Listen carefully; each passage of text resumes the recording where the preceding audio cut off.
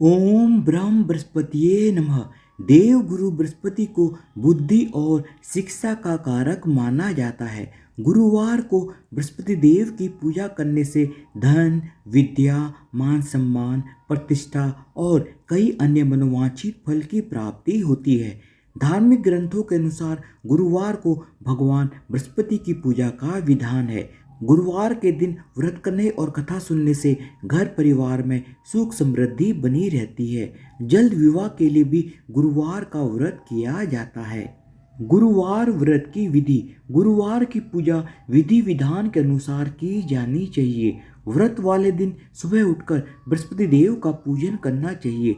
बृहस्पति देव का पूजन पीली वस्तुएं, पीले फूल, चने की दाल, मुनक्का, पीली मिठाई, पीले चावल और हल्दी चढ़ाकर किया जाता है। इस व्रत में केले के पेड़ की पूजा की जाती है।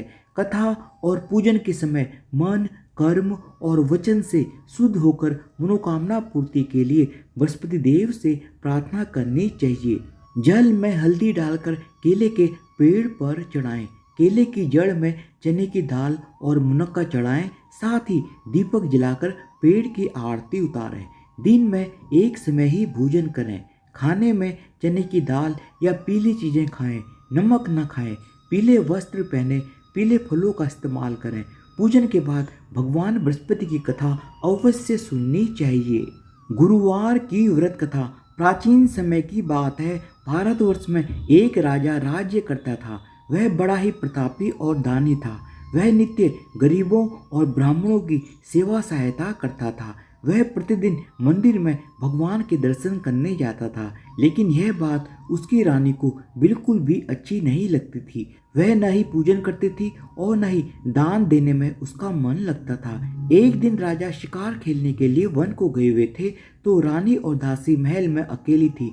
उसी समय बृहस्पति देव साधु वेश में राजा के महल में भिक्षा के लिए आए और भिक्षा मांगी, तो रानी ने भिक्षा देने से मना कर दिया। रानी ने कहा, हे साधु महाराज, मैं तो दान पुण्य से तंग आ गई हूँ। इस कार्य के लिए मेरे पतिदेव ही बहुत हैं। अब आप ऐसी कृपा करें कि सारा धन नष्ट हो जाए तथा मैं आराम से रह सकूं। साधु ने कहा, देवी, तुम तो बड़ी अजीब हो। धन और संतान से कौन दुखी होता है? इसकी तो सभी कामना करते हैं। पापी भी पुत्र और धन की इच्छा करते हैं। अगर तुम्हारे पास अधिक धन है तो भूखे मनुष्यों को भोजन कराओ, प्याऊ लगवाओ, ब्राह्मणों को दान दो, कुआं, तालाब, बावड़ी, बाग बगीचे आदि का निर्माण कराओ, मंदिर, पाठशाला, धर्मशाला बनवाकर दान दो, निर्धनों की कुंवारी कन्याओं का विवाह कराओ, साथ ही यज्ञ आदि कर्म करो और अपने धन को शुभ कार्यों में खर्च करो। ऐसा करने से तुम्हारा नाम परलोक में सार्थक होगा एवं स्वर्ग की प्राप्ति होगी। लेकिन रानी पर उपदेश का कोई भी प्रभाव न पड़ा। वह बोली, महाराज, मुझे ऐसे धन की आवश्यकता नहीं जिसको मैं अन्य लोगों को दान दूं, जिसको रखने और संभालने में ही मेरा सारा समय नष्ट हो जाए। अब आप ऐसी कृपा करें कि सारा धन नष्ट हो जाए तथा मैं आराम से रह सकूं। साधु ने उत्तर दिया, यदि तुम्हारी ऐसी इच्छा है तो जैसा मैं तुम्हें बताता हूँ तुम वैसा ही करना। बृहस्पतिवार को घर को गोबर से लीपना, अपने केशों को पीली मिट्टी से धोना, राजा से कहना वह बृहस्पतिवार को हजामत बनवाए, भोजन में मांस मदिरा खाना और कपड़ा धोबी के यहाँ धुलने डालना। ऐसा करने से 7 बृहस्पतिवार में ही आपका सारा धन नष्ट हो जाएगा। इतना कहकर वह साधु महाराज वहाँ से अंतर्ध्यान हो गए। इसके बाद रानी ने वही किया जो साधु ने बताया था। 3 बृहस्पतिवार ही बीते थे कि उसकी समस्त धन संपत्ति नष्ट हो गई और भोजन के लिए राजा रानी तरसने लगे। तब एक दिन राजा ने रानी से कहा कि तुम यहीं पर रहो, मैं दूसरे देश में काम करने के लिए जाता हूँ, क्योंकि यहाँ पर सभी लोग मुझे जानते हैं, इसलिए मैं कोई छोटा कार्य यहाँ पर नहीं कर सकता। ऐसा कहकर राजा प्रदेश चला गया। वहाँ वह जंगल को जाता और लकड़ी काट कर लाता और शहर में बेचता। इस तरह वह अपना जीवन व्यतीत करने लगा। इधर राजा के बिना रानी और दासी दुखी रहने लगी। किसी दिन भोजन मिलता और किसी दिन जल पीकर ही रह जाती। एक समय जब रानी और दासी को 7 दिन तक बिना भोजन के रहना पड़ा, तो रानी ने अपनी दासी से कहा, हे दासी, पास ही के नगर में मेरी बहन रहती है, वह बड़ी ही धनवान है, तू उसके पास जा और कुछ अनाज लेकर आ जा, ताकि थोड़ी बहुत गुजर बसर हो जाए। दासी रानी की बहन के पास गई। उस दिन बृहस्पतिवार था। रानी की बहन उस समय बृहस्पतिवार की कथा सुन रही थी। दासी ने रानी की बहन को अपनी रानी का संदेश दिया, लेकिन रानी की बहन ने कोई उत्तर नहीं दिया। जब दासी को रानी की बहन से कोई उत्तर नहीं मिला तो वह बहुत ही ज़्यादा दुखी हुई। उसे क्रोध भी आया। दासी ने वापस आकर रानी को सारी बात बता दी। सुनकर रानी ने कहा कि दासी, इसमें उसका कोई दोष नहीं है। जब बुरे दिन आते हैं तब कोई सहारा नहीं रहता। अच्छे बुरे का पता विपत्ति में ही लगता है। जो ईश्वर की इच्छा होगी वही होगा। यह सब हमारे भाग्य का दोष है। यह सब कहकर रानी ने अपने भाग्य को कोसा। उधर रानी की बहन ने सोचा कि मेरी बहन की दासी आई थी, लेकिन मैं उससे नहीं बोली। इससे वह बहुत दुखी हुई होगी। कथा सुनकर और पूजन समाप्त करके वह अपनी बहन के घर आई और कहने लगी, हे बहन, मैं बृहस्पतिवार का व्रत कर रही थी। तुम्हारी दासी मेरे पास आई थी, लेकिन जब तक कथा होती है तब तक ना तो उठते हैं और ना ही बोलते हैं, इसलिए मैं नहीं बोली। बताओ दासी क्यों आई थी मेरे पास? रानी बोली, बहन, हमारे घर में अनाज तक नहीं है। ऐसा कहते कहते रानी की आंखें भर आई। उसने दासी समेत पिछले 7 दिन तक भूखा रहने की बात अपनी बहन को बता दी। इसलिए मैंने दासी को तुम्हारे पास थोड़ा बहुत अनाज लेने के लिए भेजा था। रानी की बहन बोली, बहन देखो, बृहस्पति देव सबकी मनोकामना को पूर्ण करते हैं। देखो, शायद तुम्हारे घर में भी अनाज रखा हो। पहले तो रानी को विश्वास नहीं हुआ, परंतु बहन के आग्रह करने पर उसने दासी को अंदर भेजा।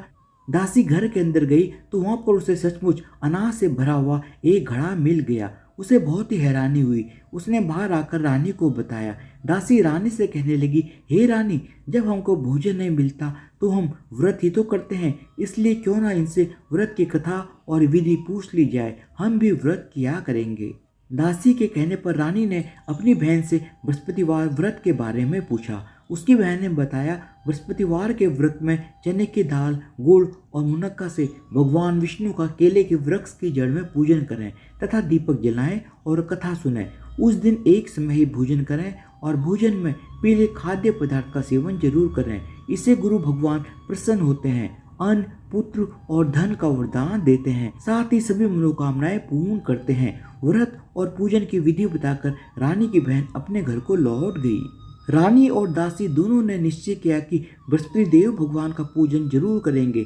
7 दिन के बाद जब बृहस्पतिवार आया तो उन्होंने व्रत रखा। गुड़साल में जाकर दाल, चना और गुड़ लेकर आई तथा दाल से केले की जड़ तथा भगवान विष्णु का पूजन किया।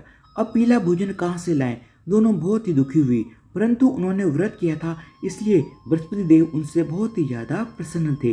वह एक साधारण व्यक्ति के रूप में 2 थालों में पीला भोजन लेकर आए और दासी को देकर बोले, हे दासी, यह भोजन तुम्हारे और तुम्हारी रानी के लिए है, इसे तुम दोनों ग्रहण करना। दासी भोजन पाकर बहुत ही ज़्यादा प्रसन्न हुई। उसने रानी से कहा, चलो रानी, भोजन कर लो। परंतु रानी को भोजन आने के बारे में कुछ भी पता नहीं था, इसलिए उसने कहा कि जा तू ही भोजन कर, क्योंकि तू व्यर्थ में ही हमारी हंसी उड़ाती है। तब दासी ने कहा कि एक व्यक्ति भोजन देकर गया है। तब रानी ने कहा, वह व्यक्ति तेरे लिए ही भोजन देकर गया होगा, तू ही भोजन कर। तब दासी ने कहा, वह व्यक्ति हम दोनों के लिए 2 थालों में सुंदर पीला भोजन देकर गया है, इसलिए मैं और आप दोनों साथ साथ भोजन करेंगे। यह सुनकर रानी बहुत ही ज़्यादा प्रसन्न हुई और दोनों ने गुरु भगवान को नमस्कार किया और भोजन ग्रहण किया। उसके बाद से वे प्रत्येक बृहस्पतिवार को गुरु भगवान का व्रत और पूजन करने लगी। बृहस्पति भगवान की कृपा से उनके पास फिर से धन आ गया, लेकिन रानी फिर पहले की तरह ही आलस्य करने लगी। तब दासी बोली, देखो रानी, तुम पहले भी इस प्रकार आलस्य करती थी, तुम्हें धन को रखने में कष्ट होता था, इस कारण सभी धन नष्ट हो गया, और अब जब बृहस्पति देव की कृपा से दोबारा धन मिला है तो तुम्हें फिर से आलस्य होता है।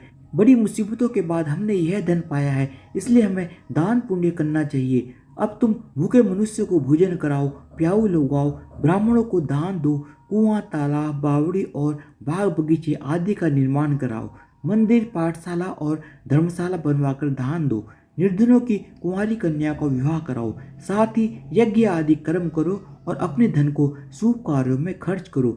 जिससे तुम्हारे कुल का यश बढ़ेगा और स्वर्ग की प्राप्ति होगी और पितृ प्रसन्न होंगे। दासी की बात मानकर रानी अपना धन शुभ कार्यों में करने लगी और शुभ कर्म करने लगी।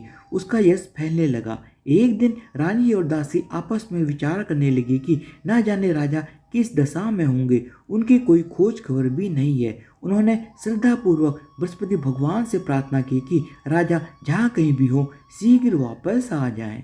उसी रात को बृहस्पति देव ने राजा को सपने में आकर कहा, हे राजा उठ, तेरी रानी तुझको याद कर रही है, अपने देश को लौट जा।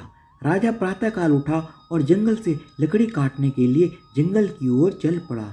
जंगल से गुजरते हुए विचार करने लगा कि रानी की गलती से उसे कितने दुख भोगने पड़े।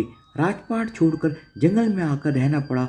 जंगल से लकड़ी काटकर शहर में बेचकर गुजारा करना पड़ा और अपनी दशा को याद करके व्याकुल होने लगा। उसी समय राजा के पास बृहस्पति देव साधु के वेश में आकर बोले, हे लकड़हारे, तुम इस सुनसान जंगल में किस चिंता में बैठे हो, मुझे बतलाओ।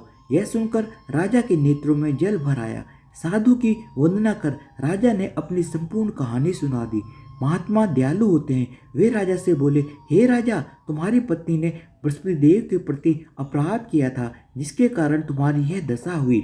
अब तुम चिंता मत करो, भगवान तुम्हें पहले से अधिक धन देंगे। देखो, तुम्हारी पत्नी ने बृहस्पतिवार का व्रत करना शुरू कर दिया है। अब तुम भी बृहस्पतिवार के व्रत में चने की दाल, गुड़ और मुनक्का से भगवान विष्णु का केले के वृक्ष की जड़ में पूजन करो तथा दीपक जलाकर कथा सुनो।